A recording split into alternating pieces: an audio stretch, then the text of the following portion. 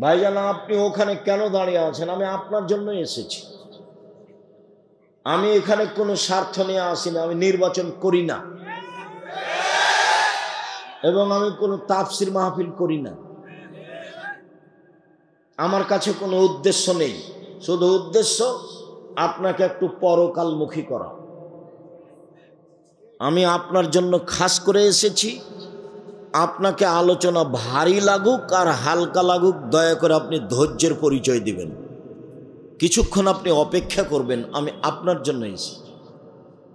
আপনারা মহিলারা, আপনারা আমার দিনী বোন। আমি আপনাকে যতই কঠিন করে বলি না কেন, আপনার আমি উপকারের জন্য এসেছি, আপনার আমি কল্যাণ কামনা করি। আপনি আমার দিনী বোন, আমার কিছু করার নেই। রাসূল সাল্লাল্লাহু আলাইহি ওয়াসাল্লাম এইভাবেই বলেছেন। তিনি বলছেন, ইন্নাল মারাতা তুকবিলু ফি সূরাতি শায়তান ওয়া তুদবিরু ফি সূরাতি শায়তান। নিশ্চয় মহিলারা শয়তানের বেশ ধরে আসে, নিশ্চয় মহিলারা শয়তানের বেশ ধরে যায়। বলেন তো আমি কি করতে পারি? আল্লাহ রাসূল এইভাবেই বলছেন। এই ছেলে, তোমাদের কি কাজ এখানে? মুখে কথা বলবো না, চুপ। কোনো যদি কাজ করার লাগে চুপ থেকে করো। এখন তো মাইক চলছে, কোনো কাজ দেখায় না আমাকে। সম্মানিত দিনী ভাই বোন, আমার দিনী বোনেরা, আমি কি করতে পারি? রাসূল সাল্লাল্লাহু আলাইহি ওয়াসাল্লাম এইভাবেই বলছেন। তিনি বলছেন, মা তারাকতু বাদি ফিতনাতান আযরা লিরিজালি মিনান নিসায়ে। আমার জীবন আমি ছাড়িনি কোনো বস্তু যেটা পুরুষের জন্য বিপজ্জনক হতে পারে নারীদের চেয়ে। পৃথিবীর মানুষ শুনে রেখো, আমি ছাড়িনি কোনো বস্তু পৃথিবীতে যেটা পুরুষের জন্য বেশি বিপজ্জনক হতে পারে নারীদের চেয়ে। পৃথিবীর মানুষ শুনে রেখো, নারী হচ্ছে তোমাদের জন্য সবচেয়ে বিপজ্জনক বস্তু। নারী হচ্ছে তোমাদের জন্য সবচেয়ে বিপজ্জনক বস্তু। এই মেয়ে, এই ফ্যাশন বোরকা পরেছ কেন? শরম পাও না? তোমার দিকে মানুষ দেখে, তোমার বাপ এটা দেখে না? আমি কি করতে পারি? রাসূল এভাবেই বলছেন। রাসূল সাল্লাল্লাহু আলাইহি ওয়াসাল্লাম বলছেন, পৃথিবীর মানুষ, ফাত্তাকুদ দুনিয়া ওয়াত্তাকুন নিসা। তোমরা মহিলা থেকে বেঁচে থাকো, দুনিয়া থেকে বেঁচে থাকো। পৃথিবীর মানুষ, তোমরা মহিলা থেকে বেঁচে থাকো, দুনিয়া থেকে বেঁচে থাকো। এই দুনিয়া হচ্ছে জড় বস্তু, অত্যাধুনিক যন্ত্র। যেভাবে বসে আছেন সেভাবে ছবি ধরে রাখছে। মহিলার গায়ে হাত লাগালে ওইভাবেই ছবি ধরে রাখছে মাটি। ভাবির সাথে এসেছে মোটর সাইকেলে, ওইভাবে মাটি ছবি ধরে রাখছে। পৃথিবী হচ্ছে সবচেয়ে অত্যাধুনিক যন্ত্র। বিচারের মাঠে সব সাক্ষী দিবে। সেদিন তুমি বেকায়দায় পড়ে যাওয়া। ভাবির সাথে এভাবে গল্প করো না, শালিকার সাথে এইভাবে কথা বলো না। পরকাল হবেই। আর এভাবে দল সংগঠন করে, মারামারি করে, মানুষকে জেল হাজতে দিয়ে, মানুষকে অপমান করে, নির্যাতিত করে দুনিয়ায় সফলতা অর্জন করিও না। জুলুম করিও না, জুলুম করো না। মানুষকে অপমান করো না, মানুষকে হত্যা করো না, মানুষকে জেল হাজতে দিও না। নইলে তোমার অপমান ঘনিয়ে এসেছে, আসবেই। যে যত বড় জালেম, তার দুনিয়াতে ধ্বংসর সময় তত কম। তোমাদের নেত্রীর সময় ছিল মাত্র ৪৫ মিনিট, আর ফেরাউনের সময় ছিল ৩-৪ মিনিট। আর আদ সামুদ মিনিটই পায়নি, বাস নাই। আদ সামুদ ওরা মিনিট পায়নি, বিদ্যুৎ চমকে উঠেছে, নাই, গেছে দুনিয়া থেকে। জুলুম করো না, এভাবে মানুষের বিরুদ্ধে যায়ও না, দল সংগঠন করে মানুষের বদনাম করো না, গীবাত করো না। আমি আব্দুর রাজ্জাক বিন ইউসুফ, আপনার বাড়ির মানুষ। আমি আপনাকে কাছে থেকে বলছি, আমি আপনার ঘরের মানুষ। আপনাকে আমি ভাই মনে করে বলছি, দেশের লোক মনে করে বলছি। নিজের জন্য যেমন বাঁচা চাই, আপনার জন্য আমি তেমন বাঁচা চাই। উপস্থিত বৈঠকের মহিলারা শোনেন, আপনি উল্টা বুঝিয়েন না।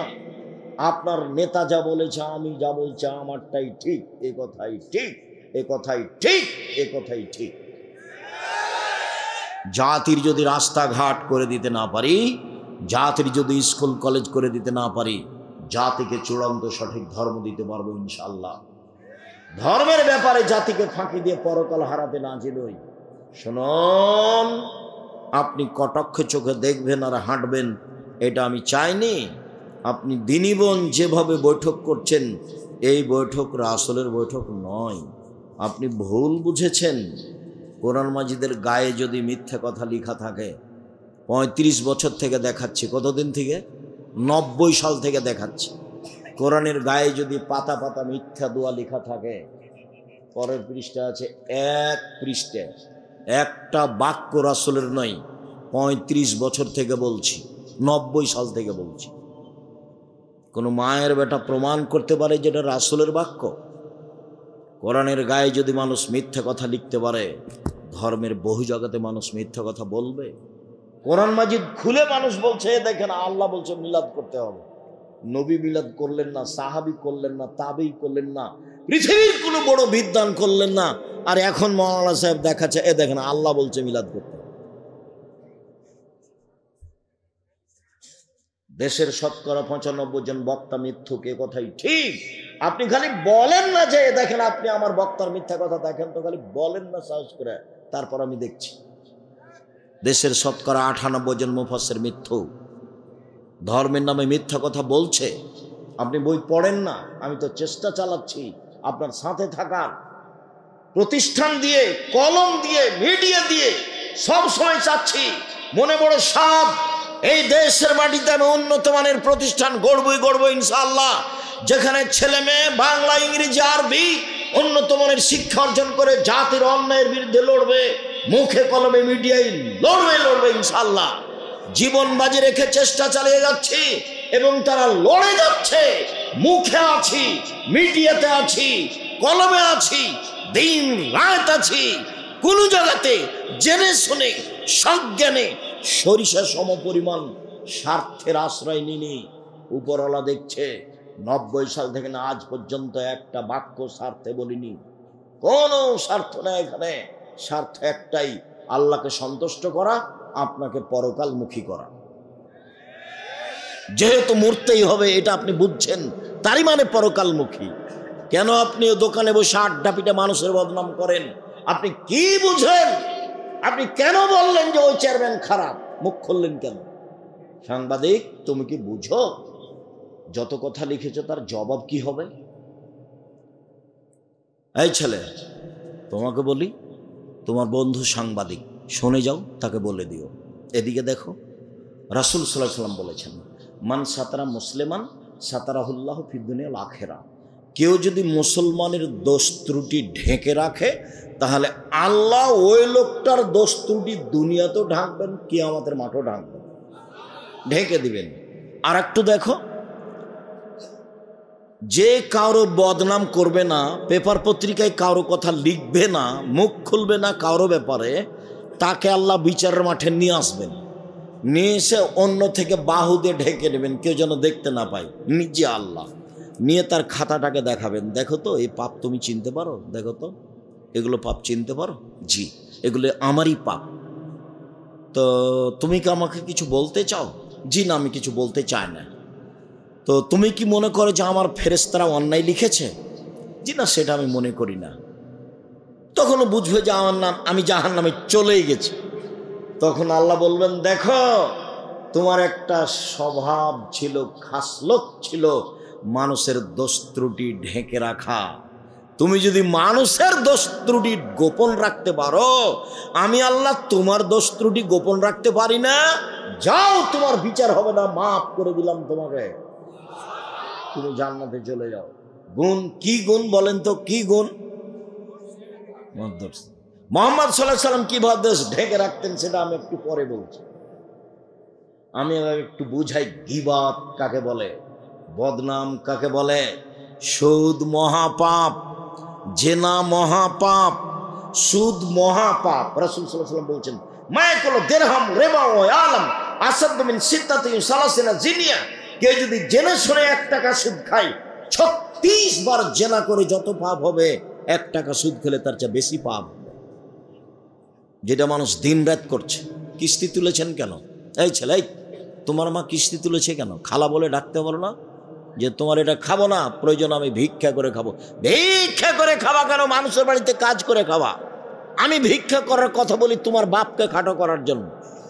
তোমার বাপ তোমার জন্য কেন যৌতুক নিবে কেন? তখন আমি কষ্ট পেয়ে বলেছি, বাপ বেটা ভিক্ষা করে খাও। যৌতুক নিয়েছো কেন? আগামীকাল সন্ধ্যা হতে হতে যৌতুক ফেরত দিতে হবে। দিন মজুরি করে থাকো, মোটরসাইকেল নিলে কেন? বলে আমাকে খুশি দিয়েছে। বেটা, তোমার শ্বশুর মোটরসাইকেলটা ফকিরকে দেয় না কেন? তাহলে তো বোঝা যায় খুশি হয়ে দেয়। তোমার স্বভাব খারাপ, তোমার বাপেরও স্বভাব খারাপ। পরের দেওয়া মোটরসাইকেলে গড়ে বেড়াও আর এগুলো বদনাম করে বেড়াও। দেখি আবদুল্লাহর শ্বশুর বলুক তো দেখি, আবদুল্লাহর শ্বশুর, আব্দুর রহমানের শ্বশুর, আব্দুর রহিমের শ্বশুর, বাবার ক্ষমতা নাই আমার সামনে মুখ খুলতে পারে, মুখ খোলারই সাহস রাখে না, মানে ওর ধারে কাছে যেতে পারবে না। বিশ্বাস করো আল্লাহর অশেষ রহমত, আমি আমার জীবনে কোনোদিন সভাপতি, সেক্রেটারি, মসজিদের কে দায়িত্বশীল তাকে হিসাব করে আমার জীবনে আমি কোনোদিন একটা বাক্য বলিনি। আমি আমার মতো বলি, সুলি হবে না ফাঁসি হবে সে ভেবেছেন, আমি কোনোদিন করিনি। আমি মুসলিম চির রণবীর, মরণকে করি না ভয়, মরলে শহীদ বাঁচলে গাজী, উভয়ই সমান, মরলেও জান্নাত বাঁচলেও জান্নাত, উভয়ই সমান। মানুষকে হত্যা করলে জাহান্নামে যাবে, এতিমের মাল অন্যায়ভাবে ভক্ষণ করলে জাহান্নামে যাবে, মানুষের উপরে অপবাদ লাগালে জাহান্নামে যাবে। জাহান্নামে যাবে বলে যেসব পাপের কথা উল্লেখ হয়েছে তার একটি বড় পাপ হচ্ছে বদনাম, গীবাত। সম্মানিত দিনী ভাই বোন, বিষয়টি আমাদের জন্য আরও জটিল এই জন্য যে পাপ দুই ধরনের, একগুলো আল্লাহর সাথে জড়িত, একগুলো মানুষের সাথে জড়িত। আল্লাহর সাথে জড়িত পাপ ক্ষমা হওয়া সহজ, কিন্তু মানুষের সাথে জড়িত পাপ ক্ষমা হওয়া সহজ নয়। মানুষের সাথে জড়িত পাপ ক্ষমা হওয়ার দুইটা পদ্ধতি, একটা হলো দুনিয়াতে ক্ষমা চেয়ে নিতে হবে, আর আরেকটা হলো বিচারের মাঠে নেকি দিয়ে পূর্ণ করে দিতে হবে। মানুষের সাথে জড়িত পাপের ক্ষমার পদ্ধতি দুইটা, একটা হলো দুনিয়াতে হাত ধরে ক্ষমা নিতে হবে, আর না হয় বিচারের মাঠে নেকি দিয়ে পূর্ণ করে দিতে হবে। আর আল্লাহর কাছে ক্ষমা নেওয়ার পদ্ধতি এগুলো নয়। পাপ হয়ে গেছে বড় থেকে বড়, আল্লাহ তুমি ক্ষমা করো, আমি তওবা করছি, আল্লাহ বলবেন ঠিক আছে করলাম। বিচারের মাঠেও তিনি ক্ষমা করে দিতে পারেন, মানে তাকে নেকি বুঝিয়ে দেওয়া লাগবে না। কিন্তু আমি যদি কারো বদনাম গীবাত করে থাকি তাহলে তার হাত ধরে ক্ষমা নিতে হবে, অন্যথায় বিচারের মাঠে আমার নেকি দিয়ে সেটা পূর্ণ করে দিতে হবে। আবু হুরায়রা রাদিয়াল্লাহু তাআলা আনহু বলেন, রাসূল সাল্লাল্লাহু আলাইহি সাল্লাম একদা বললেন, হাল তাদরুনা মাল গীবাত, সঙ্গী সাথী বলতে পারো গীবাত কাকে বলে? সঙ্গী সাথী বলতে পারো বদনাম পরনিন্দা কাকে বলে? কালু আল্লাহ রাসূলুহু আলাম, সাহাবীগণ বললেন আল্লাহই ভালো জানেন, আল্লাহ রাসূলই ভালো জানেন, আমরা বলতে পারছি না গীবাত কাকে বলে। তখন আল্লাহ রাসূল বললেন, যিকরুকা আখাকা বা ইয়াকরাহ, তুমি তোমার ভাইয়ের কোনো কথা বলো আর ও যদি শুনতে পাই তাকে যদি খারাপ লাগে, এটাই হলো গীবাত। শোনো, তুমি তোমার ভাইয়ের কোনো কথা কোনো জায়গায় বলছো, আর যার কথা বলছো ও যদি শুনতে পাই তাকে যদি খারাপ লাগে, এটাই হলো গীবাত। তুমি কারো কোনো কথা কোনো মানুষের সামনে বলছো, ওকে যদি এটা খারাপ লাগে, সেটাই হলো গীবাত। তো এই পর্যন্ত বলতে সাহাবীগণ বলছেন, আর আইতা ইনকানা ফিহি মাকুল, তাহলে ঠিক আছে আল্লাহ রাসূল আপনি বলেন যে একটা মানুষ জেনা করেছে তাই তো আমি বলছি জেনা করেছে, সেটাও কি গীবাত হবে? একটা মানুষ চুরি করেছে তাই তো আমি বলছি যে সে চোর, তাহলেও কি গীবাত হবে? আর তা আপনি বলেন তাহলে আপনার মতামত কি?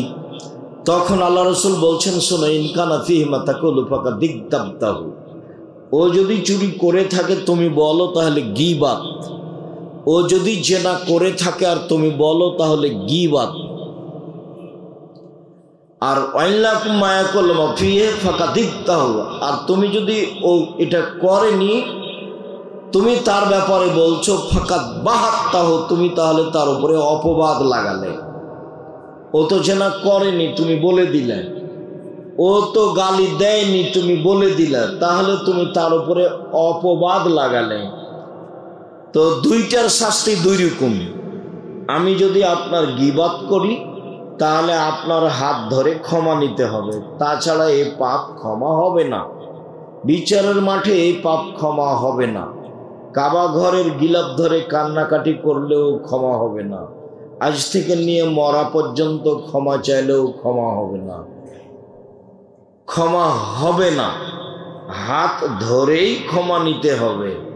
আরেকটা পথ হলো বিচারের মাঠে এই পরিমাণ নেকি দিয়ে দিতে হবে। এটা হলো গীবাত, এটা হলো গীবাতের শাস্তি। আর যদি অপবাদ হয় তাহলে 80 লাঠি।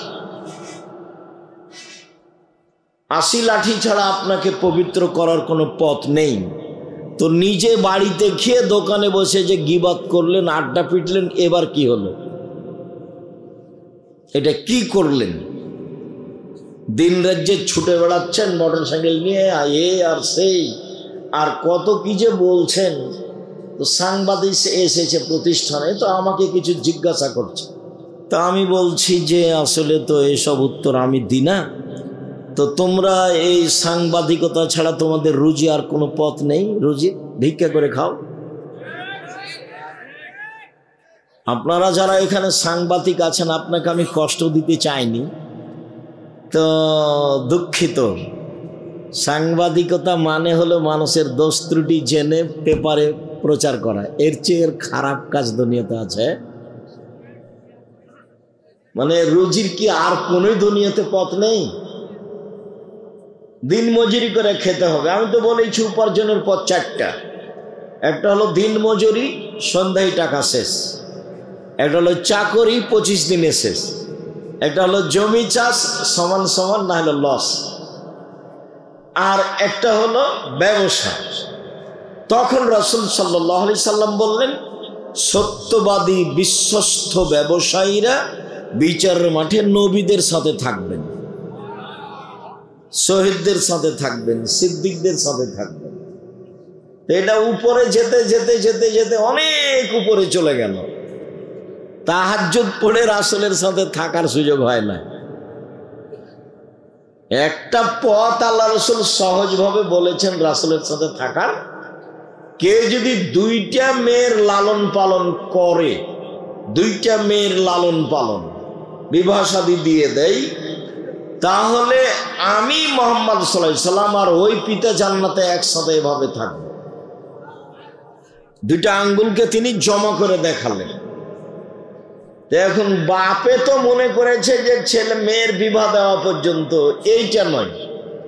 আল্লাহ রাসূল বলেছেন, আল্লামাহা তাকে বিদ্যা শিখিয়ে দিয়েছে, ও আদ্দাবাহা শিষ্টাচার শিখিয়ে দিয়েছে, ও আহসানা ইলাইহিন্না তার সাথে ভালো আচরণ করেছে। তাহলে এই পিতা আর আমি জান্নাতে একসাথে থাকব। তো বাপ তো জানে না বিদ্যা কাকে বলে, বাপ তো জানে না শিষ্টাচার কাকে বলে, তো কি শিখাবে তাহলে? সকালে গিয়ে মেয়ে তো আপনার যত স্কুল কলেজ আছে গোদাগাড়ি, চাঁপাইনবাবগঞ্জ, বাংলাদেশে, মেয়েরা সকালে গিয়ে বলছে, ও কালিমা তোমার আকাশ, ও কালিমা তোমার বাতাস। তাহলে কি বাপ ভালো শিখিয়ে দিতে পারলো? সকালে মেয়েকে বলছে, তুই বল যে আল্লাহ এক নয়, কালিমাও আল্লাহ। নাউজুবিল্লাহ। মেয়ে এখন সকালে গিয়ে বলছে কালিমাও আল্লাহ, কালিমা বাতাস দিতে পারে, কালিমা ঝড় বৃষ্টি দিতে পারে, কালিমা কল্যাণ দিতে পারে। তো ঝড় বৃষ্টি কল্যাণ কে দিতে পারে? আল্লাহ। তো মেয়ে যে বলছে স্কুলে গিয়ে যে কালিমার আকাশ, কালিমার বাতাস। ছেলে মেয়ে জাতির কল্যাণের জন্য মানুষ করেন, এভাবে মানুষ করছেন কেন? ওকে চোর বানাচ্ছেন, প্রতারক বানাচ্ছেন, ধোঁকাবাজ বানাচ্ছেন। বিদ্যা বুঝতে পারলেন না কাকে বলে? শিষ্টাচার। আপনি তো নিজেও জানেন না শিষ্টাচার কাকে বলে, তো মেয়েকে কি শিষ্টাচার শিখাবেন? বলেন এটা কি জায়গা, জায়গাটার নাম কি? মাটি কাটা। আর এই মাঠটা হচ্ছে মাটি কাটা কলেজ মাঠ। তো এখানে আশেপাশে যেসব বাড়ি আপনাদের, মেয়েরা যারা এসেছে যারা ঢং ঢং করে চলে গেছে এরা সবাই ধরেন যে আপনার মেয়ের নখটা বড় আছে, বলেন এটা কোন শিষ্টাচার? নখে নেইল পালিশ আছে, বলেন এটা কোন শিষ্টাচার? ইহুদি খ্রিস্টানদের পতিতালয়ের মেয়েরা নখে নেইল পালিশ দেয়। ইহুদি খ্রিস্টানদের পতিতালয়ের মেয়েরা নখে নেইল পালিশ দেয়। ইহুদি খ্রিস্টানদের পতিতালয়ের মেয়েরা নখে নেইল পালিশ দেয়। তা আপনার মেয়েও নখে নেইল পালিশ দিয়েছে, বলেন এটা কোন শিষ্টাচার? দুঃখিত। ভ্যানিটি ব্যাগ নিয়ে সাজগোজ করে ঘুরে বেড়াচ্ছে, আজও ঘুরে বেড়াচ্ছে, দোকানপাটে এদিকে ওদিকে ঘুরছে, বলেন এটা কোন শিষ্টাচার? পরচুলা মাথায় দিয়ে বড় করে খোপা বেঁধেছে, বলেন এটা কোন শিষ্টাচার? আল্লাহ রাসূল বলছেন লানাল্লাহু আলাল ওয়াসিমাতে ওয়াল মুস্তাসিমাতে ওয়াল ওয়াসিলাতে ওয়াল মুস্তাসিমাতে ওয়াল মুতানাম্মিসাতে ওয়াল মুতাফাল্লিজাত। যেসব মেয়েরা উল্কি করে তাদের উপরে অভিশাপ, যেসব মেয়েরা পরচুলা ব্যবহার করে তাদের উপরে অভিশাপ, যেসব মেয়েরা ভুরু তোলে চিকন করে তাদের উপরে অভিশাপ, যেসব মেয়েরা দাঁত ছিলে চিকন করে তাদের উপরে অভিশাপ, যেসব মেয়েরা বেরেসিয়ার পোষে নিজেকে কম বয়সের দেখায় তাদের উপরে অভিশাপ, যারা উঁচা স্যান্ডেল পরে নিজেকে লম্বা দেখায় তাদের উপরে অভিশাপ, যারা এসব ঢং অবলম্বন করে তাদের উপরে অভিশাপ। তো মেয়ে তো জাহান্নামে চলে গেছে, আপনিও তার সাথে আছেন, এবার জান্নাত নবীর সাথে হবে কিভাবে? এইভাবে মেয়ে মানুষ করে হবে? মেয়ে তো আপনার, মেয়ে কি হিন্দুর? ফ্যাশন বোরকা পরে ঘুরে বেড়াই, ওই আপনার গোদাগাড়ি বাজারে যায়, মহিষাল বাড়ি বাজারে যায়। আপনার মেয়ে তো হিন্দুর নাকি মেয়ে? ও কি ইহুদির মেয়ে? ও কি খ্রিস্টানের মেয়ে? শরম পাচ্ছেন কেন? শরম পাবেন কেন? আপনি তো বাপ, আপনাকে তো আমি বাপ মনে করি। যদি আমি দুঃখে বলি যে আপনাকে যেন বাপ না বলে, আব্বা না বলে, চাচা বলে, এটা আমার দুঃখ, এটা আমার আফসোস। এটা আমি বহুদিন থেকেই বলছি যে আপনার মতো স্ত্রীকে ওই মেয়ে যেন আপনার স্ত্রীকে যেন মা না বলে, বলবে খালা। কেননা তো মা হিসেবে দায়িত্ব পালন করেনি। যদি করে তাহলে আজকে এভাবে ও নিচু মানের মেয়ে কেন? ও ইতর শ্রেণীর মেয়ে কেন? ও নিম্ন শ্রেণীর মেয়ে কেন? ও রাস্তাঘাটের মেয়ে কেন? ও পতিতালয়ের মেয়ে সাজতে যায় কেন? ও ফ্যাশন বোরকা পরে কেন? ও নোংরা পোশাক পরে কেন? ও বেহায়া ঘুরে কেন? ও চুল দেখিয়ে মানুষকে চলে কি করে? পুরুষের পোশাক পরে কেন? ওটা মা নয়, ওকে খালা বলা অপরাধ, আপনাকে বাপ বলা অপরাধ। নিজের মেয়েকে পোশাক পরাতে পারেননি, বাপ বলছেন আপনি? কি হিসেবে আপনি বলেন? আব্দুর রাজ্জাক সাহেব, আমার 2টা মেয়ে আছে, লালন পালন করেছি, বিবাহ দিয়েছি, তাহলে আমিও নবীর সাথে থাকবো। কথা তো ঠিক, কিন্তু মেয়ের যা অবস্থা তো জাহান্নামে চলেই গেছে। ইয়া মাসার নিসা তাসাদ্দাকনা ফাইন উরিতুকুন্না আকসালাহানিন নারে।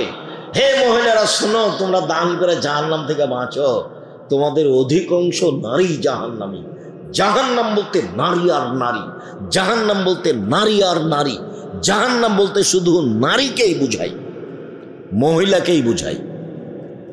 যদিও মহিলাদের জান্নাতে যাওয়া সহজ পথ, 4টা কাজ করলে জান্নাতে চলে যাবে। 1 5 ওয়াক্ত সালাত, 2 রমজান মাসের সিয়াম রোজা, 3 স্বামীকে মেনে চলা, 4 জেনায় লিপ্ত না হওয়া, জান্নাতের সব দরজা খোলা। পথ অধিক সহজ করে রেখেছেন আল্লাহ রাসূল। কিন্তু আপনি যে জান্নাতে রাসূলের সাথে থাকবেন, আপনার মেয়ের অবস্থা কি? ও কেন বাজারে গেল? আপনি কি মরে গেছেন? ওর গায়ে, ওর হাতে এখনো একটা ভ্যানিটি ব্যাগ আছে, ওটা কেন তার সাথে? ওটা কেন? ও কেন বাজারে যায়? ও কেন এভাবে চলে? ও কেন কাপড় কিনতে যাবে? ওর বাপ মরেছে, ওর শ্বশুর মরেছে, ওর ভাই মরেছে, ওর বোনের ছেলে মরেছে, ওর ভাইয়ের ছেলে মরেছে, একাই দুনিয়াতে থাকে, ও যায় কেন? ওর শরম হয় না কেন? ওর হায়া হয় না কেন? ওর লজ্জা হয় না কেন? ওর শরম হয় না কেন? এর ইতস্তবোধ হয় না কেন? ও নিজেকে মনে করে না কেন যে আমি মহিলা? নিজে মনে করে না কেন? কেন মনে করে না? আয়েশা রাদিয়াল্লাহু তাআলা আনহা বলেন, আমি পায়খানা টয়লেটে গেছিলাম দূরে, এসে দেখছি জনগণ সব চলে গেছে, আমি এখন একাই, আমি বসে আছি। সাফওয়ান ইবনে মুআত্তাল আমাকে দূর থেকে দেখে বুঝতে পেরেছেন। তিনি আমাকে দেখে চিনলেন কি করে? পর্দার আয়াত নাজেল হওয়ার আগে তিনি আমাকে দেখেছিলেন। আমি ছিলাম হালকা পাতলা মেয়ে। হাদিসে বোঝা যায় তার রূপের অভাব ছিল না, তবে অবশ্যই তিনি সারার মতো সুন্দরী ছিলেন না। পৃথিবীর সবচেয়ে সুন্দরী মহিলা হচ্ছেন ইব্রাহিম আলাইহিস সালামের স্ত্রী সারা। তবে তিনি সাফিয়াকে নিজের চেয়ে সুন্দরী মনে করতেন। কাজেই মাঝে মধ্যে তিনি বলতেন, হাসবুকালিন নিসা হাসবুকালিন নবী সাফিয়া কাদা ওয়া কাদা। আপনি সাফিয়ার অত সুন্দরী গুণ বলেন কেন? যে সাফিয়া সুন্দরী মহিলা, সাফিয়া এই মহিলা, আরে সাফিয়া তো একটা খাটো মহিলা, আপনি তার এত প্রশংসা করেন কেন? এইটা আয়েশা রাদিয়াল্লাহু তাআলা বলেন এবং বুঝতে পারতেন যে সাফিয়ার কিছুটা সুন্দরী গুণ আমার চেয়ে বেশি আছে, এটা তিনি আঁচ করতেন। যখন এভাবে বলেছেন আরও তো একটা খাটো মহিলা, আপনি তার প্রশংসা করছেন, তখন আল্লাহ রাসূল বলছেন, হ্যাঁ আয়েশা লাকাদ কুলতে কালিমাতাল্লাহ মাজাজাত বিহাল বাহরুল মাজাজাতু। আয়েশা, তুমি যেই কথা বললে, এই কথা যদি সাগরে ফেলে দেওয়া হয় তাহলে সাগরের পানি ঘোলা হয়ে যাবে। তুমি খাটো বলেছ, বদনাম হয়েছে, সেটা আমার পরের কথা। এখন কথা হলো এই যে আপনি আপনার দুই মেয়ের কারণে রাসূলের সাথে জান্নাতে থাকতে পাবেন কিনা, এইটা আমার কথা। এই মুহূর্তে রাসূল সাল্লাল্লাহু আলাইহি সাল্লাম বললেন, ওই সব মহিলাদের উপরে অভিশাপ যারা পরচুলা ব্যবহার করে, যারা ভরু তুলে চিকন করে, যারা দাঁত ছিলে চিকন করে, যারা উল্কি গায়ে লাগায়, যারা নিজেদেরকে উঁচু লম্বা দেখানোর জন্য উঁচু স্যান্ডেল পরে, যারা ব্রেসিয়ার পরে নিজেকে কম বয়সী প্রমাণ করতে চায়, এদের উপরে অভিশাপ, এদের উপরে অভিশাপ, এদের উপরে আল্লাহর গজব নাযিল হবে। আল্লাহ রাসূল বলছেন যে তিন শ্রেণীর মানুষ জান্নাতে যাবে না, তিন শ্রেণীর মানুষ জান্নাতে যাবে না, তিন শ্রেণীর মানুষ জান্নাতে যাবে না। তার এক শ্রেণীর মানুষ হচ্ছে রাজলাতু মিনান নিসায়ে, পুরুষের বেশধারী নারী, যারা পুরুষের জুতা স্যান্ডেল পরে, যারা পুরুষের শার্ট প্যান্ট পরে, যারা পুরুষের পোশাক পরে, তারা জান্নাতে যাবে না। তা আপনার মেয়ে তো প্যান্ট পরে আছে এখন, তো আল্লাহ রাসূল তো ঘোষণা আগেই দিয়েছেন, তা আপনি তখন তাহাজ্জুদ পড়েও হবে না, হজ করেও হবে না, পথ তো সব বন্ধ হয়ে গেছে মেয়ের কারণে। যেই মেয়ের কারণে রাসূলের সাথে কিভাবে থাকার সুযোগ হচ্ছিল, একসাথে রাসূলের সাথে একসাথে। আবার আঙ্গুল দেখিয়েছেন এইভাবে, বুঝতে পারা যায় না নাকি, ফাঁকা নাই, জমা। আবার বলেছেন কে যদি ইয়াতিম লালন পালন করে, ইয়াতিম, তাহলে সেই লোক আর আমি জান্নাতে এভাবে থাকব। বোঝা যায় না, একটু ফাঁকা। আর যদি দুইটা মেয়ের লালন পালন করে, তাহলে আমি আর সেই পিতা জান্নাতে একসাথে। তো এবার তো আল্লাহ রাসূল বলছেন যে ও মেয়ের কারণে জাহান্নামে চলে গেছে। তাহলে কি হলো? বাপের পরিচয় দেন, বাপের মতো পরিচয় দিয়ে জীবিকা নির্বাহ করেন। ওই মেয়েকে ভুল পথ থেকে ফিরাতেই হবে যে কোনো মূল্যে, যে কোনো মূল্যে। আর সেদিনও বলে গেছি বাপের পরিচয়, বাপ কাকে বলে। আবারও বলি, সংক্ষিপ্তভাবে বলি, আবু বকর সিদ্দিক রাদিয়াল্লাহু তাআলা আনহু মেরে দিলেন মেয়েকে। আবু বকর সিদ্দিক রাদিয়াল্লাহু তাআলা আনহু পৃথিবীতে সবচেয়ে দামি মানুষ নবী রাসূল ব্যতীত। আয়েশা রাদিয়াল্লাহু তাআলা আনহা পৃথিবীতে সবচেয়ে দামি মহিলা। মুহাম্মদ সাল্লাল্লাহু আলাইহি সাল্লাম পৃথিবীতে নবী রাসূল নির্বিশেষে সবার চেয়ে দামি মানুষ। আবু বকর সিদ্দিক মেয়েকে মেরে দিলেন, বিবাহদারী মেয়েকে মারলেন, পূর্ণ যুবতী মেয়েকে মারলেন, জামাইয়ের সামনে মারলেন, সবচেয়ে বড় মানুষে মারলেন, সবচেয়ে বড় মহিলাকে মারলেন, সবচেয়ে বড় মানুষের সামনে মারলেন, বিবাহদারী মেয়েকে মারলেন, পূর্ণ যুবতী মেয়েকে মারলেন, জামাইয়ের সামনে মারলেন, দিন দুপুরে মারলেন, খোলা মাঠে মারলেন, 1400 মানুষের সামনে মারলেন, সবচেয়ে বড় মানুষে মারলেন, আবু বকর সিদ্দিক রাদিয়াল্লাহু তাআলা আনহু মারলেন, সবচেয়ে বড় মহিলাকে মারলেন, আয়েশা রাদিয়াল্লাহু তাআলা আনহাকে মারলেন, সবচেয়ে বড় মানুষের সামনে মারলেন, মুহাম্মদ সাল্লাল্লাহু আলাইহি সাল্লামের সামনে মারলেন, জামাইয়ের সামনে মারলেন। শুধু জামাইয়ের সামনে নয়, জামাই যখন মেয়ে বেটির উরু রানের উপরে মাথা দিয়ে ঘুমিয়েছিলেন তখন মেরেছে। বুঝাতে পারিনি কথা? জামাই আমাদের দেশে তো মারতে যাওয়া বহু দূরের কথা। শ্বশুর যদি দেখে যে জামাই মেয়ের উরু রানের উপরে মাথা দিয়ে ঘুমিয়ে আছে, তাহলে পাল্টা এভাবে ঘুরে যাবে, মানে যাওয়াই যাবে না ওইদিকে। পরিবেশটা আমাদের দেশের এরকম। তা আয়েশা রাদিয়াল্লাহু তাআলা আনহার উরু রানের উপরে মাথা দিয়ে ঘুমিয়ে আছেন মুহাম্মদ সাল্লাল্লাহু আলাইহি সাল্লাম।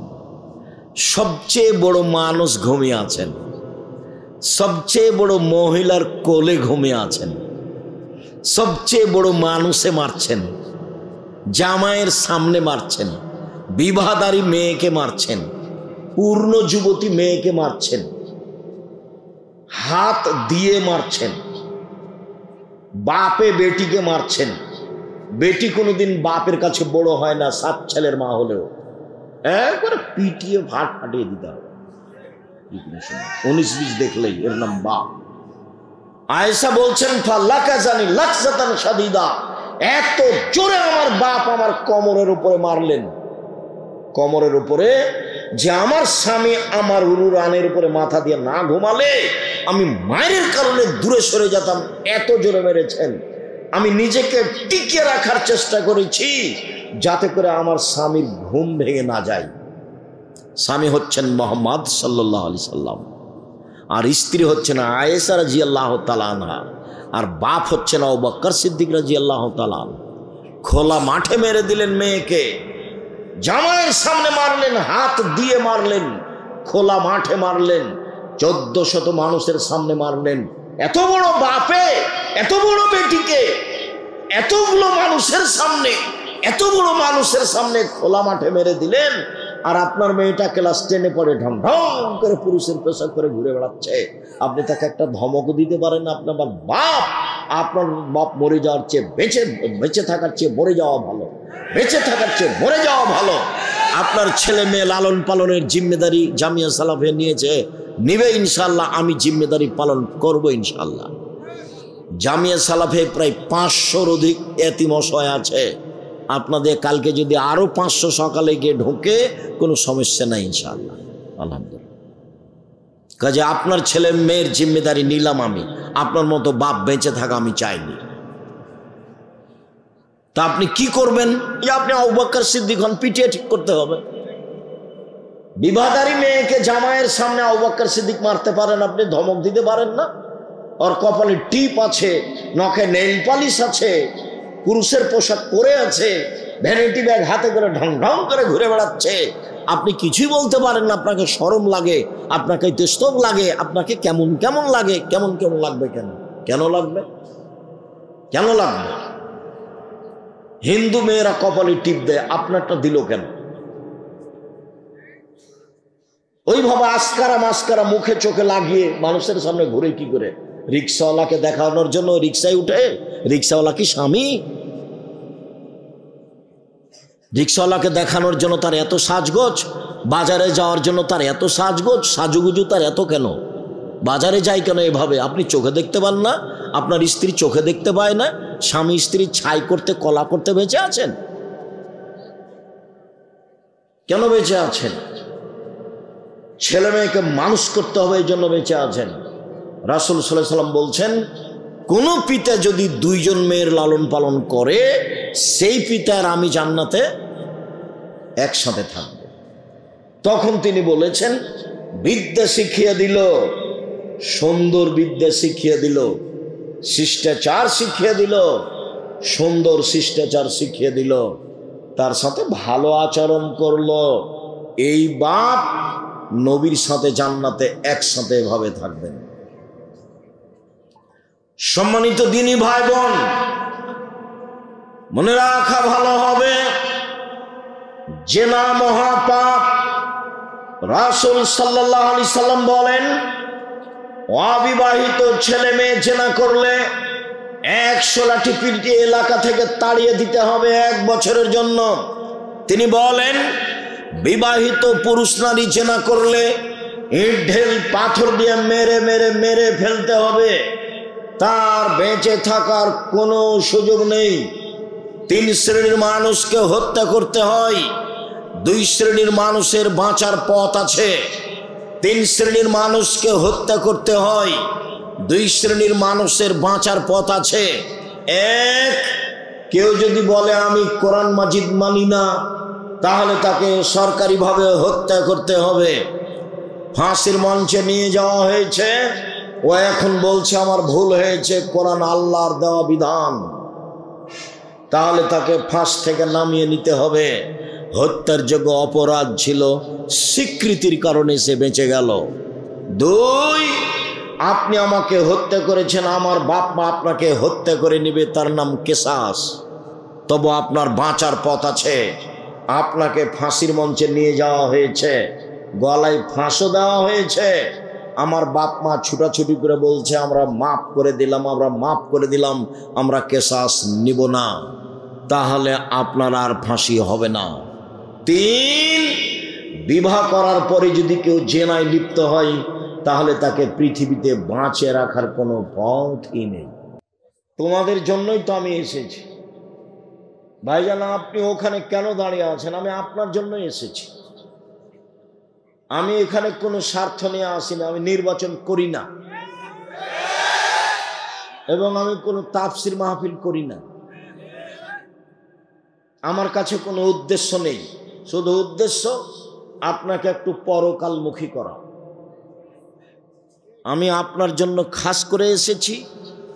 আপনাকে আলোচনা ভারী লাগুক আর হালকা লাগুক, দয়া করে আপনি ধৈর্যের পরিচয় দিবেন, কিছুক্ষণ আপনি অপেক্ষা করবেন। আমি আপনার জন্য এসেছি।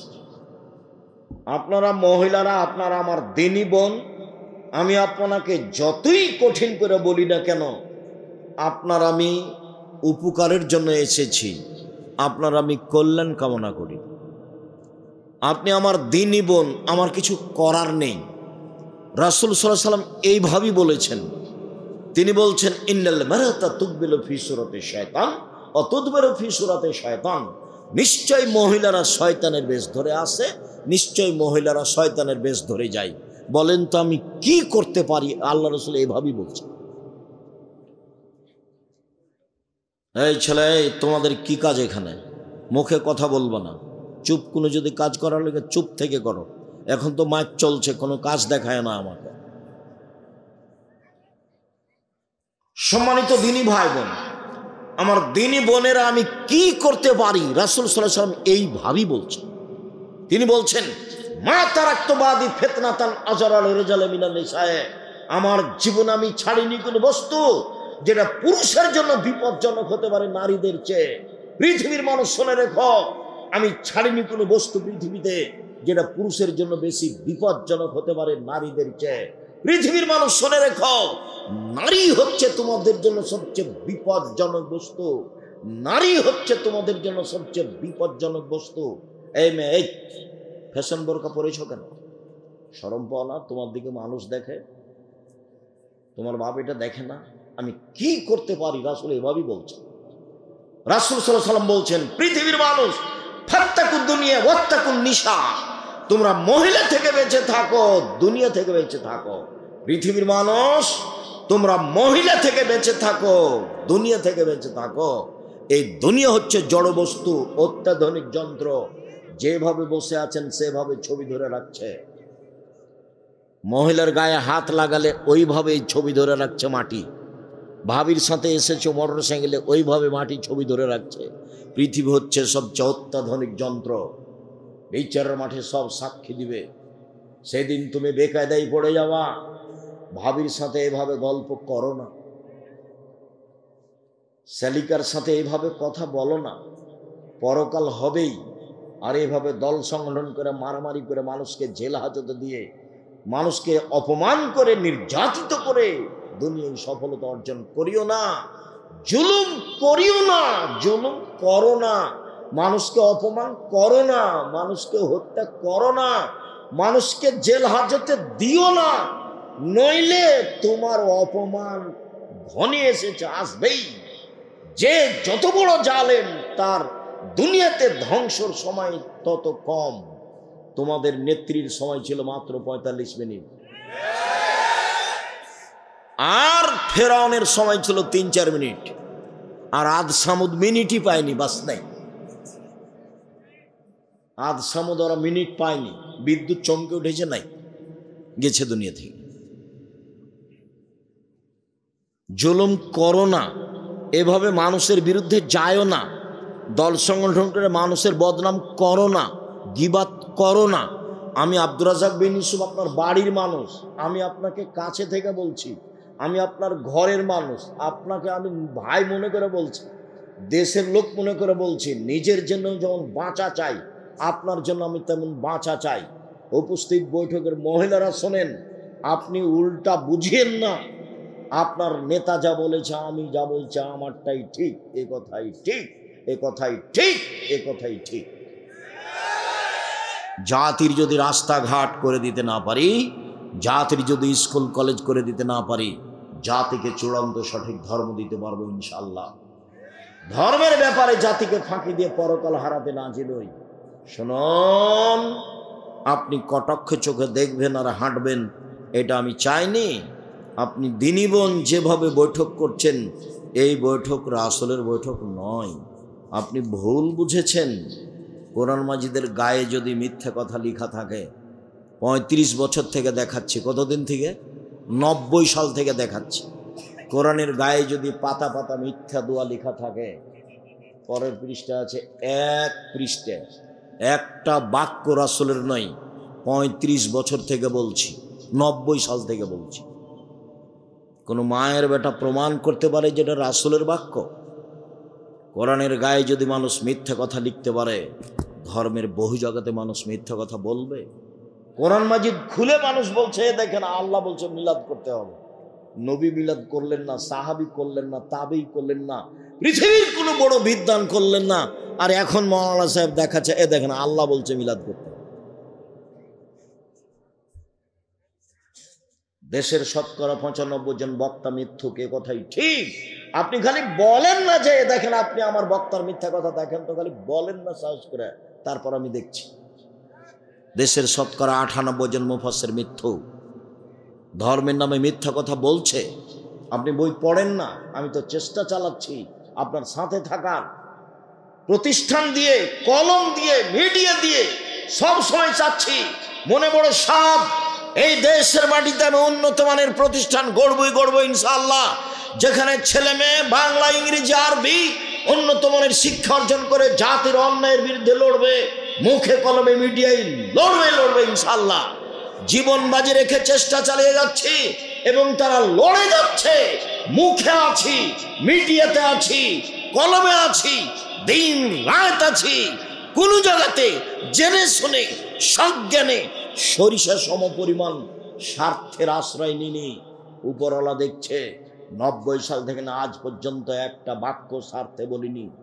কোনো স্বার্থ নেই এখানে, স্বার্থ একটাই, আল্লাহকে সন্তুষ্ট করা, আপনাকে পরকালমুখী করা। যেহেতু মরতেই হবে এটা আপনি বুঝছেন, তারই মানে পরকালমুখী। কেন আপনি দোকানে বসে আড্ডা পিটা মানুষের বদনাম করেন? আপনি কি বুঝেন? আপনি কেন বললেন যে ওই চেয়ারম্যান খারাপ? মুখ খুললেন কেন? সাংবাদিক, তুমি কি বুঝো যত কথা লিখেছো তার জবাব কি হবে? এই ছেলে, তোমাকে বলি, তোমার বন্ধু সাংবাদিক, শুনে যাও, তাকে বলে দিও, এদিকে দেখো, রাসূল সাল্লাল্লাহু আলাইহি ওয়াসাল্লাম বলেছেন, মান সাতারা মুসলিমান সাতারাহুল্লাহু ফিদ দুনিয়া ওয়াল আখিরা। কেউ যদি মুসলমানের দোষ ত্রুটি ঢেকে রাখে, তাহলে আল্লাহ ওই লোকটার দোষ ত্রুটি দুনিয়াতেও ঢাকবেন, কিয়ামতের মাঠও ঢাকবেন, ঢেকে দিবেন। আর একটু দেখো, যে কারো বদনাম করবে না, পেপার পত্রিকায় কারো কথা লিখবে না, মুখ খুলবে না কারো ব্যাপারে, তাকে আল্লাহ বিচারের মাঠে নিয়ে আসবেন। নিয়ে এসে অন্য থেকে বাহু দিয়ে ঢেকে নেবেন, কেউ যেন দেখতে না পায়, নিজে আল্লাহ। নিয়ে তার খাতাটাকে দেখাবেন, দেখো তো এই পাপ তুমি চিনতে পারো, দেখো তো এগুলো পাপ চিনতে পারো, জি এগুলো আমারই পাপ। তো তুমি কি আমাকে কিছু বলতে চাও? জি না, আমি কিছু বলতে চাই না। তো তুমি কি মনে করো যে আমার ফেরেশতারা অন্যায় লিখেছে? জি না, সেটা আমি মনে করি না। তখনও বুঝবে যে আমার নাম, আমি জাহান্নামে চলেই গেছি। তখন আল্লাহ বলবেন, দেখো তোমার একটা স্বভাব ছিল, খাসলত ছিল মানুষের দোষ ত্রুটি ঢেকে রাখা। তুমি যদি মানুষের দোষ ত্রুটি গোপন রাখতে পারো, আমি আল্লাহ তোমার দোষ ত্রুটি গোপন রাখতে পারি না। যাও, তোমার বিচার হবে না, মাফ করে দিলাম তোমাকে, তুমি জান্নাতে চলে যাও। গুণ কি গুণ বলেন তো, কি গুণ? মুহাম্মদ সাল্লাল্লাহু আলাইহি সাল্লাম কিভাবে দোষ ঢেকে রাখতেন সেটা আমি একটু পরে বলছি। আমি একটু বুঝাই গীবাত কাকে বলে, বদনাম কাকে বলে। সুদ মহাপাপ, জেনা মহাপাপ, সুদ মহাপাপ। রাসূল সাল্লাল্লাহু আলাইহি ওয়াসাল্লাম বলছেন, মায়াকুলু দিরহাম রিবা ওয়া আলাম আসাদ মিন সিত্তাতি সালাসিনা জিনিয়া।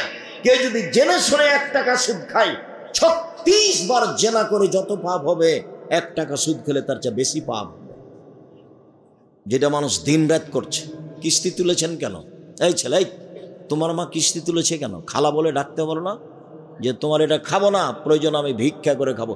ভিক্ষা করে খাওয়া কেন? মানুষের বাড়িতে কাজ করে খাওয়া।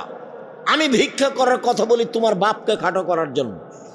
তোমার বাপ তোমার জন্য কেন যৌতুক নিল, নিবে কেন? তখন আমি কষ্ট পেয়ে বলেছি, বাপ বেটা ভিক্ষা করে খাও। যৌতুক নিয়েছো কেন? আগামীকাল সন্ধ্যা হতে হতে যৌতুক ফেরত দিতে হবে। দিন মজুরি করে থাকো, মোটরসাইকেল নিলে কেন? বলে আমাকে খুশি হয়ে দিয়েছে। বেটা, তোমার শ্বশুর মোটরসাইকেলটা ফকিরকে দেয় না কেন?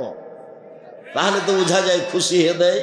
তোমার স্বভাব খারাপ, তোমার বাপেরও স্বভাব খারাপ। পরের দেওয়া মোটরসাইকেলে গড়ে বেড়াও আর এগুলো বদনাম করে বেড়াও। দেখি আবদুল্লাহর শ্বশুর বলুক তো দেখি, আবদুল্লাহর শ্বশুর, আব্দুর রহমানের শ্বশুর, আব্দুর রহিমের শ্বশুর, ওর বাবার ক্ষমতা নাই আমার সামনে মুখ খুলতে পারে, মুখ খোলার সাহস রাখে না, মানে ওর ধারে কাছে যেতে পারবে না। বিশ্বাস করো, আল্লাহর অশেষ রহমত, আমি আমার জীবনে কোনোদিন সভাপতি, সেক্রেটারি, মসজিদের কে দায়িত্বশীল তাকে হিসাব করে আমার জীবনে আমি কোনোদিন একটা বাক্য বলিনি। আমি আমার মতো বলি। সুলি হবে না ফাঁসি হবে সে বিবেচনা আমি কোনোদিন করিনি। আমি মুসলিম চির রণবীর, মরণকে করি না ভয়, মরলে শহীদ বাঁচলে গাজী, উভয়ই সমান, মরলেও জান্নাত বাঁচলেও জান্নাত, উভয়ই সমান। পিছনে হটে কোনোদিন কথা বলার প্রয়োজন মনে করিনি। আমার মনে হচ্ছিল সারা বাংলাদেশে আমি একাই আছি যে করোনার 5 পয়সা দাম দিন। বিমানবালা মেয়েটা বলছে মাস্ক লাগান, আমি যে ধৈর্য ধারণ করো, মাস্ক লাগান, যে ধৈর্য ধারণ করো, মাস্ক লাগান, ধৈর্য ধারণ করো। খুব যখন বাড়াবাড়ি বলছে তখন আমি বলছি তোমার মালিকের তোমাকে চাকরি দেওয়া ঠিক হয়নি। আমি যখন উঠি বিমানে তখন আমার মুখে মাস্ক ছিল না, তুমি দেখনি, আমাকে উঠালে কেন? আমি আব্দুর রাজ্জাক বিন ইউসুফ মাস্ক দিয়ে ভাগ্য বাড়াতে রাজি নই, যা হবে হবে। ঢাকাতে এক লোককে দেখতে গেছি, তো ওর ছেলে আর মেয়ে 2 জন আছে। তো আমাকে বলছে হুজুর ভিতরে যান, দয়া করে ভিতরে যান, এভাবে বলছে, হুজুর দয়া করে ভিতরে যান না, আমার আব্বার পাশে যায় না। বলছে দেখো, তোমার বাপের গায়ে হাত দিয়ে দুয়ো পড়ে যাব, যদি মরে যায় আমি করোনায়, তাহলে আমি বলবো না তোমার বাপের কারণে মরেছি, এটা আমি বলবো না। আমি বলবো পৃথিবী সৃষ্টির 50,000 বছর পূর্বে আমার নামে করোনা লেখা হয়েছিল, তাই আজকে ধরেছে, এটা আমি বলবো। কেন? রাসূল সাল্লাল্লাহু আলাইহি ওয়াসাল্লাম বলেছেন, যেদিন পৃথিবী সৃষ্টি করেন আল্লাহ, তার 50 বছর আগে মানুষের 4টে জিনিস আল্লাহ লিখে দিয়েছেন।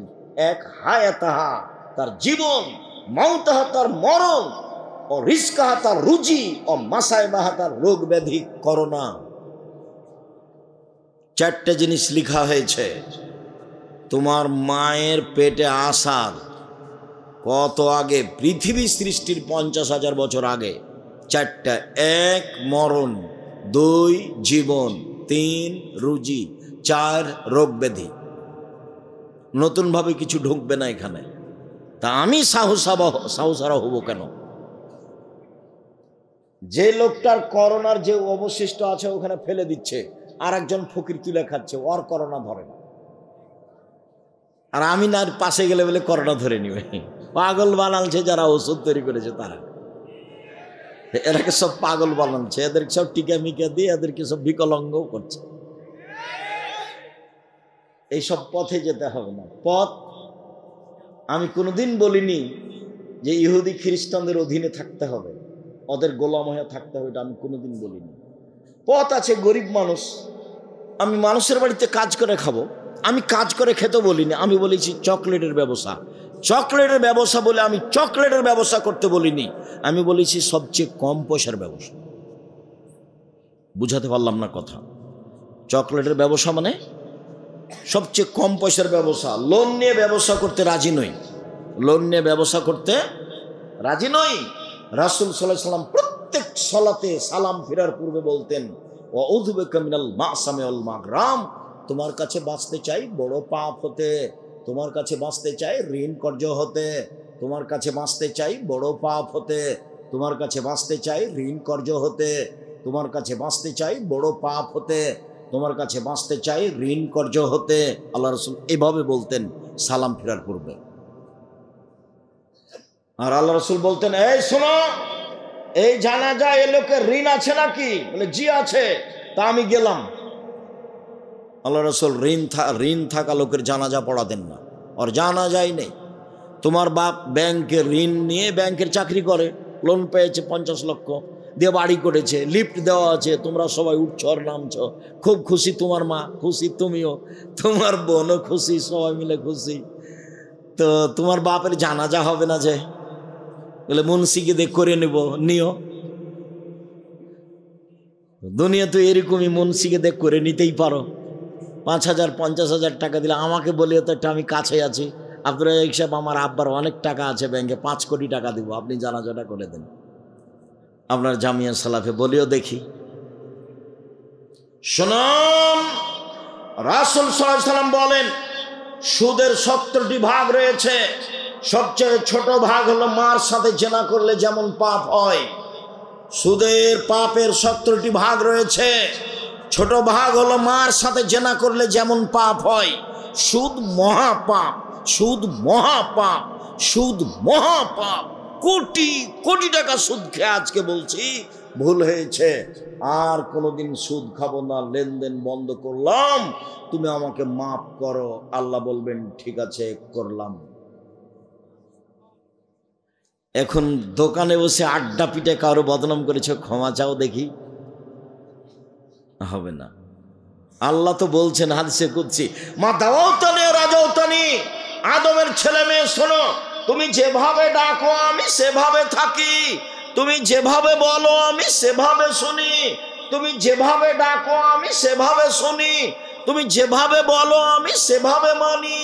আমি পরোয়া করি না তুমি কত বড় পাপী, আমি পরোয়া করি না তুমি কত বড় পাপী, তুমি ক্ষমা চাইলে আমি ক্ষমা করে দিই, আমি পরোয়া করি না তুমি কত বড় পাপী, তুমি যেভাবে বলো আমি সেভাবে থাকি, তুমি যেভাবে ডাকো আমি সেভাবে শুনি, ক্ষমা চাইলে ক্ষমা করে দিই, আমি পরোয়া করি না তুমি কত বড় পাপী। আদমের ছেলে মেয়ে শোনো, তোমার পাপ বেশি হতে হতে হতে যদি আকাশে লেগে যায় পাপ আর পাপ, এরপরে যদি তুমি আমাকে বলো আমার ভুল হয়েছে, আমি তোমাকে ক্ষমা করে দেব, আমি পরোয়া করি না তুমি কত বড় পাপী, আমি পরোয়া করি না তুমি কত বড় পাপী, তুমি যেভাবে ডাকো আমি সেভাবে থাকি, তুমি যেভাবে বলো আমি সেভাবে শুনি, তুমি ক্ষমা চাইলে আমি ক্ষমা করে দিই। এই কথা আল্লাহ বলছেন। তবে ঋণ ব্যতীত, বদনাম, মানুষের সাথে জড়িত পাপ ব্যতীত, মানুষের সাথে জড়িত পাপ মানুষের কাছ থেকে ক্ষমা নিতে হবে, অন্যথায় বিচারের মাঠে নেকি দিয়ে বুঝিয়ে দিতে হবে। সেদিন সব এই ছেলে বসো, মহান আল্লাহ বলেন ওয়াইলুল লিকুল্লি হুমাজাতিল লুমাজা, সামনে বদনাম করে যে, পিছনে বদনাম করে যে, ও সুনিশ্চিত জাহান্নামে যাবে। গীবাতের ফলাফল জাহান্নাম। জুবাইর ইবনে মুতঈম রাদিয়াল্লাহু তাআলা আনহু বলেন রাসূল সাল্লাল্লাহু আলাইহি সাল্লাম বলেছেন, লা ইয়াদখুলুল জান্নাতা কাত্তাত ফিরাতিন নামাম, চগলখড়ি করে যে সে জাহান্নামে যাবে, বদনাম গীবত করে যে সে জাহান্নামে যাবে। রাসূল সাল্লাল্লাহু আলাইহি সাল্লাম বলেন, পৃথিবীর মানুষ শুনে রেখো, বদনাম মহাপাপ, গীবত মহাপাপ।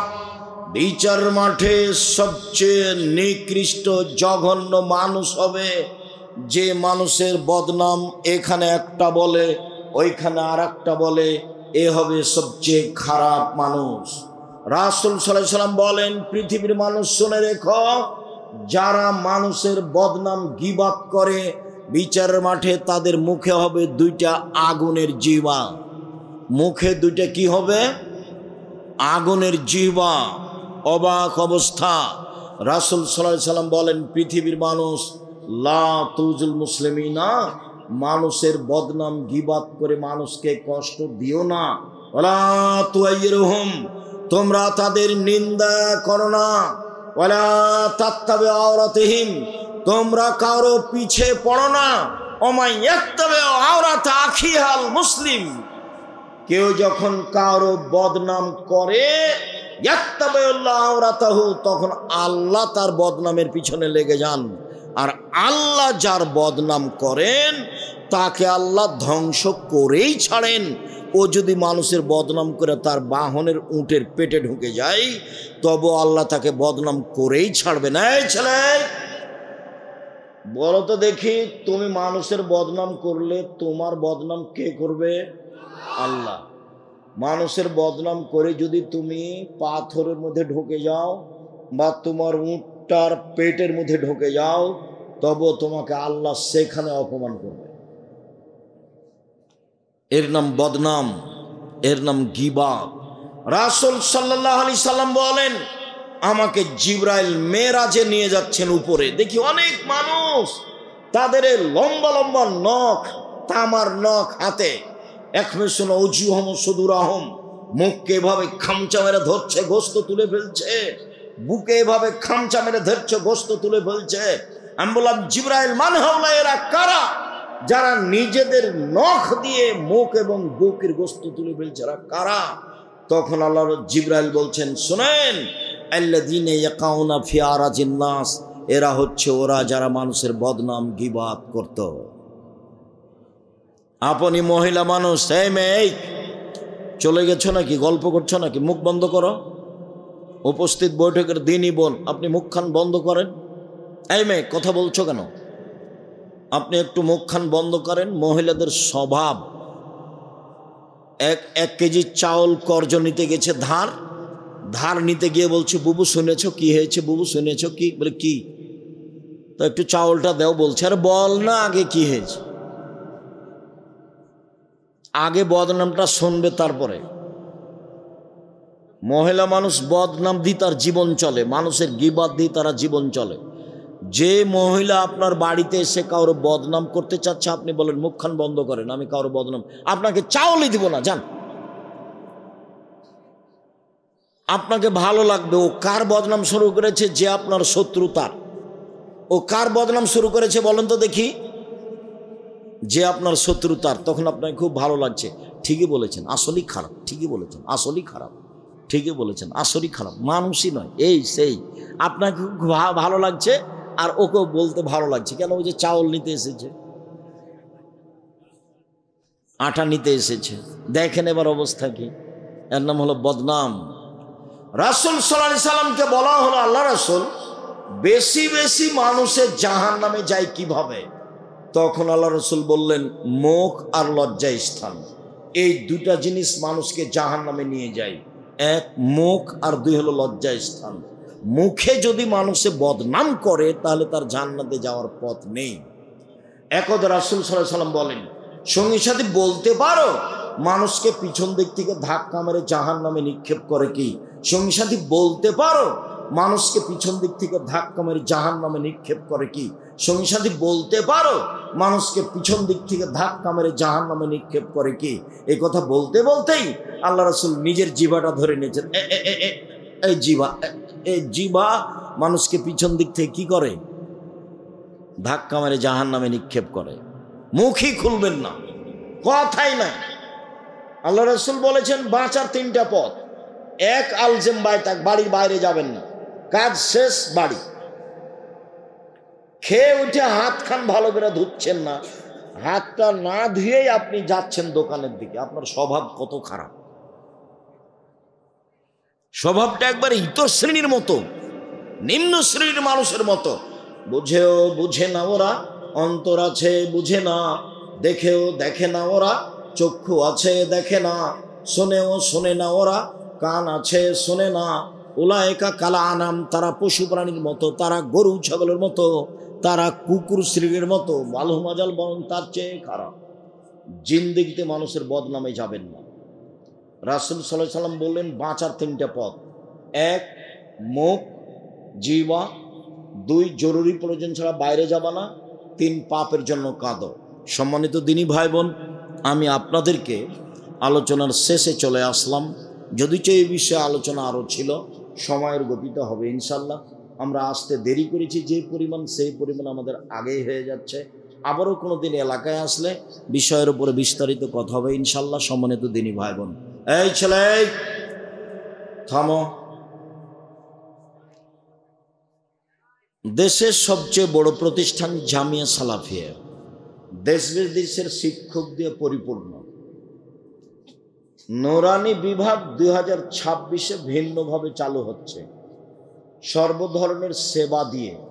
জামিয়া সালাফিয়া শিক্ষক শিক্ষিকার সংখ্যা বেশি থাকবে। ডিসেম্বরে ফরম, 1 জানুয়ারি ভর্তি। বিষয়টা মনে রাখবেন। জামিয়া সালাফের পক্ষ থেকে বই পুস্তক আছে।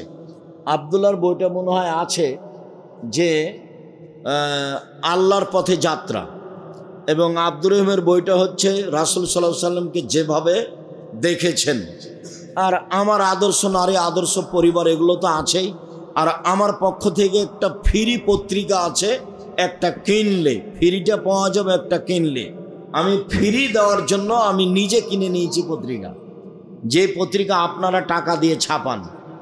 এছাড়া বই আছে, দেখেন, নামাজ শিক্ষার বই। এত বই থাকার পরে আমি নামাজ শিক্ষা বই লিখতাম না, তো একবারে হাত দিয়ে ধরে সলাৎ শিক্ষা দেওয়ার চেষ্টা করেছি।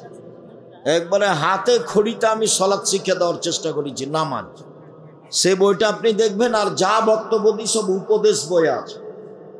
তো সলাৎ শিক্ষা, উপদেশ বই, আর আবদুল্লাহর বইগুলি আছে নাকি দেখেন, অর্থ গুরুত্বপূর্ণ বই।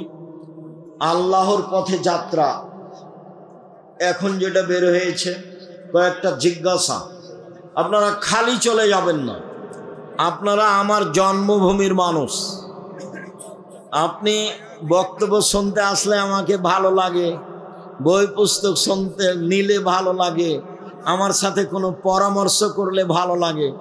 মাঝে মধ্যে আমার আফসোস হয় যে আমি নিজের জন্মভূমিতে অনেক জায়গায় কথা বলতে পারি না। হরিমোহনে প্রোগ্রাম ছিল, হরিমোহন স্কুল মাঠে। তো হরিমোহন স্কুল মাঠে ওরা প্রোগ্রাম করতে পারছে না, অন্য জায়গায় করছে।